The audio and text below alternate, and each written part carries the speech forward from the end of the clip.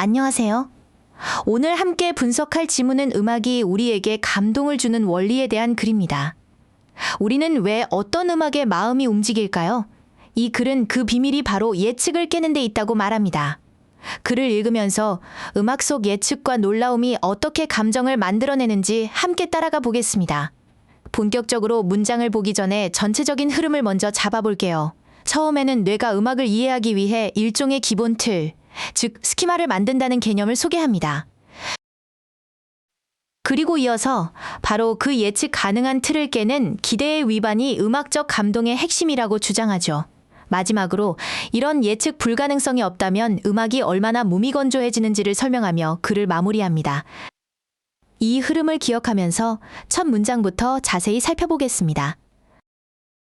자, 첫 번째 문장입니다. The brain needs to create. 뇌는 만들 필요가 있습니다. 무엇을 만드냐면 A model of a constant pulse, 일정한 박자의 모델을요. 이어서 나오는 A schema, 이 표현은 앞에 나온 모델과 같은 말, 즉 스키마라는 동격 표현이죠. 문장 뒷부분을 계속 볼게요. So that we know, 우리가 알 수 있도록 하기 위해서라는 뜻입니다. 무엇을 하냐면 when the musicians are not conforming to it, 음악가들이 it, 즉 그 박자를 따르지 않고 있을 때를 말이죠. 정리하면 뇌는 음악가들이 박자를 따르지 않을 때를 알 수 있도록 일정한 박자의 모델, 즉 스키마를 만들 필요가 있다는 뜻입니다. 이 문장에서 중요한 바로 so that, 이 표현입니다. so that, 이 표현 뒤에 주어와 동사가 오면 하기 위해서 또는 하도록이라는 목적을 나타내요. 뇌가 왜 박자 모델을 만들어야 할까요? 바로 음악가들이 그 모델을 따르지 않는 순간을 알아차리기 위해서라는 거죠.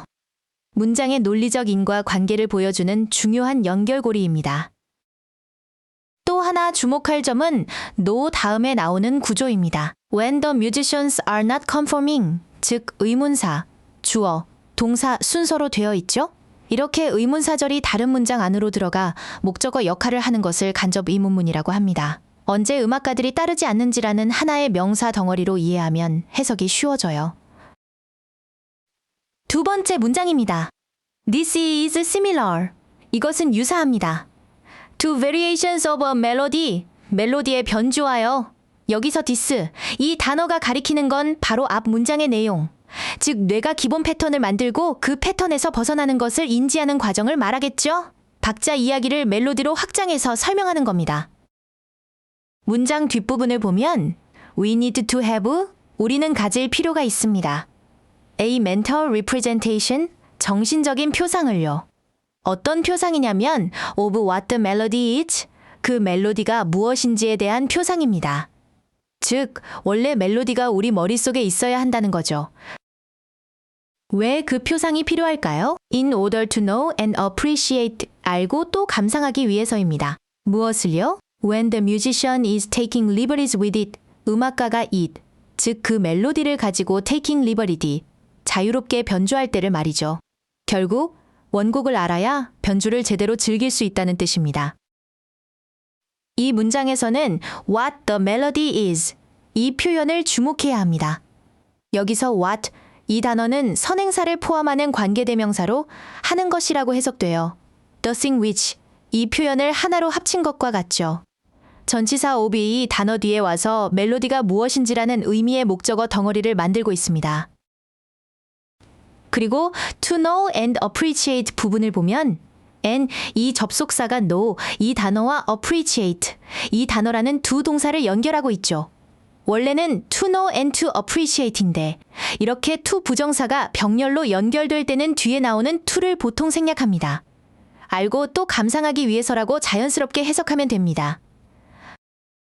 세 번째 문장은 구조가 조금 복잡해 보이지만 뼈대를 먼저 보면 간단합니다. Metrical extraction, 박자 추출은 is a crucial part, 중요한 부분입니다.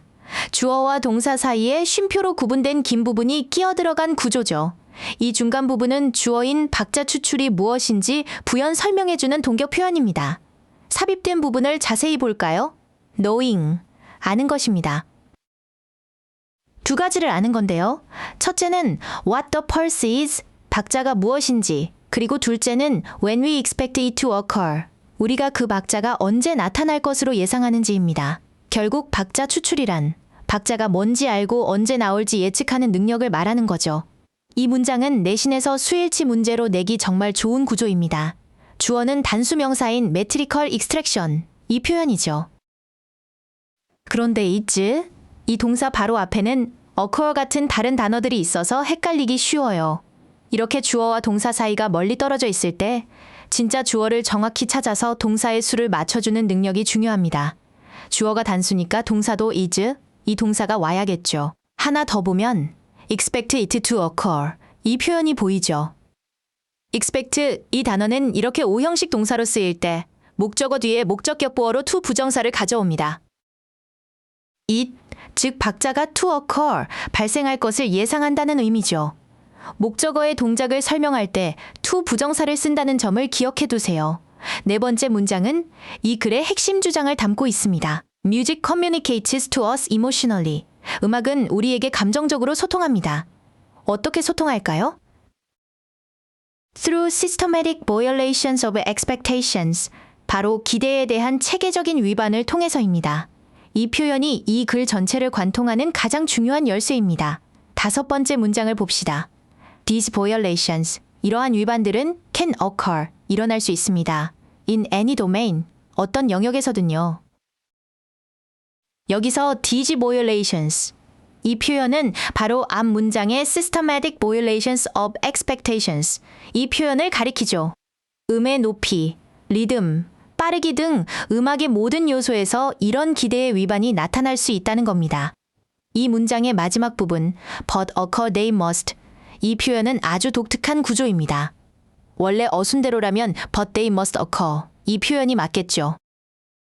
하지만 occur, 이 동사를 이렇게 문장 앞으로 보내서 반드시 일어나야만 한다는 필연성을 아주 강하게 강조하고 있습니다. 이런 도치 구문은 글쓴이의 주장을 강력하게 드러내는 효과가 있어요. 여섯 번째 문장입니다. Music is organized sound. 음악은 조직된 소리입니다. But, 하지만 the organization has to involve. 그 조직은 포함해야만 합니다.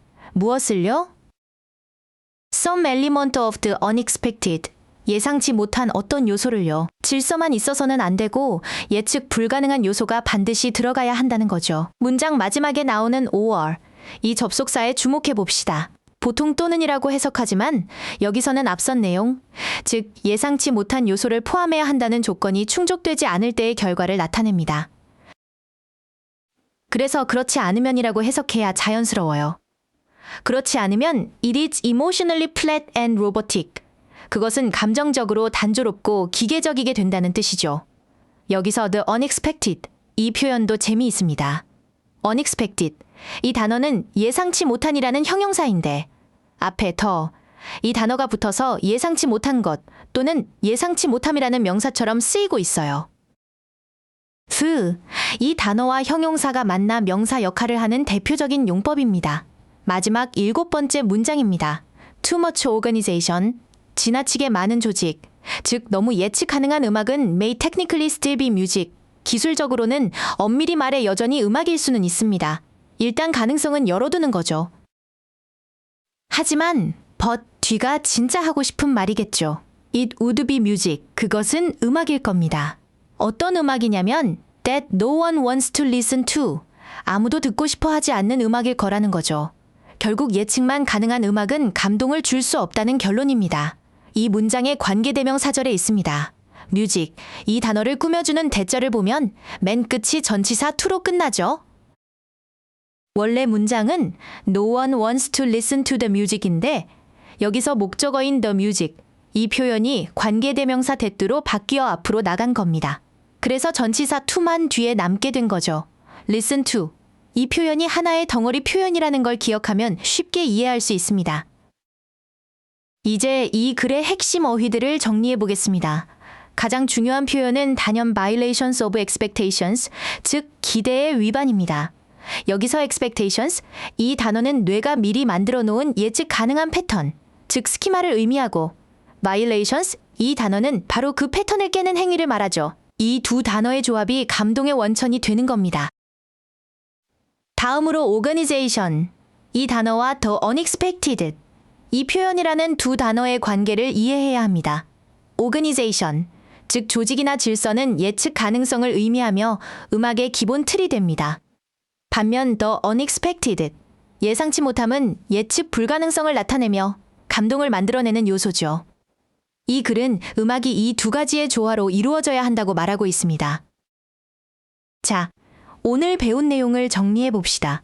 이 글의 핵심은 무엇이었나요? 음악적 감동은 그냥 아름다운 소리에서 오는 것이 아니라 우리 뇌가 형성한 예측 가능한 구조, 즉 스키마를 음악가가 의도적으로 그리고 체계적으로 깨뜨릴 때 발생한다는 것입니다. 이 예측과 위반의 상호작용이 바로 음악을 매력적으로 만드는 비밀이었죠. 이 지문은 원래 요약문 완성 문제였죠. 요약문을 보면 우리가 배운 내용이 어떻게 다른 단어로 표현되었는지 확인할 수 있습니다. 지문의 violations of expectations. 이 표현은 break these patterns. 이 표현으로 스키마나 박자는 anticipated musical patterns. 이 표현으로 바뀌었죠. 그리고 이런 과정이 음악을 engaging, 즉 매력적으로 만든다고 결론 내립니다. 이렇게 핵심 내용이 어떻게 재표현되는지 파악하는 것이 중요합니다. 오늘 강의는 여기까지입니다. 음악적 감동이 예측과 그 위반 사이의 긴장감에서 온다는 흥미로운 내용이었죠. 특히 주어와 동사 사이가 멀어지는 구조나 강조를 위한 도치 구문처럼 까다로운 문법 포인트들도 다시 한번 복습해 보시기 바랍니다. 수고 많으셨습니다.